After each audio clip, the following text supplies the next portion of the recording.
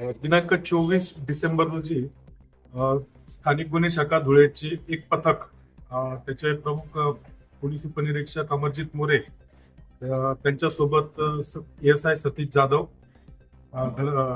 धर्मेंद्र मोहिते, शेंडे, त्याच्यानंतर परदेशी अशी टीम शहरात पेट्रोलिंग करीत असताना एक गोपनीय माहिती मिळाली की एक इसम हा गावठी कट्टा आणि काही बुलेट घेऊन शहरामध्ये येणार आहे विक्रीसाठी.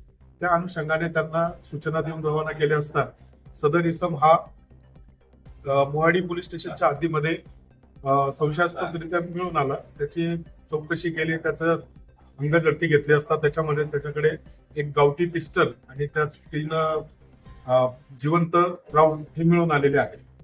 सदर इसम हा विठ्ठल वामन भोळे, वय वर्ष 52, हा मूळचा जळगाव जिल्ह्यातील राहणारा असून तो सध्या कुंडी पुणे येथे वास्तव्यास होता.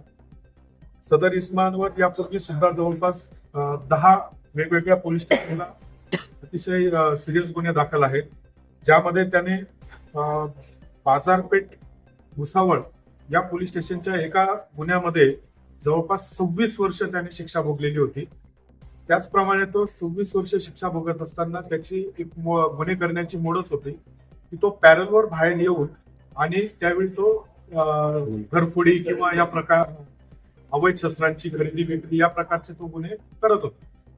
त्या अनुषंगाने आपण संबंधित पोलीस स्टेशनशी सुद्धा संपर्क केलेला आहे.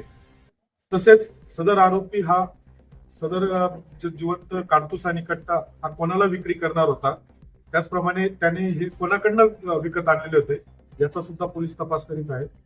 तसंच सध्या धुळे महानगरपालिकेची पंचवार्षिक निवडणूक आहे, सध्या आचारसंहिता सुरू आहे. त्या अनुषंगाने स्थानिक गुन्हे शाखेचे पथक तसेच सर्व पोलीस स्टेशनचे पथक हे शहरामध्ये पेट्रोलिंग करीत आहेत.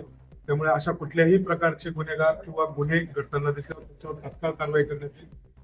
तसेच या माध्यमातून मी जनतेला आवाहन करेन की अशा कुठल्याही इलिगल गोष्टी आपल्या निदर्शनास आल्यास धुळे पोलिसांशी आपण संपर्क करावा.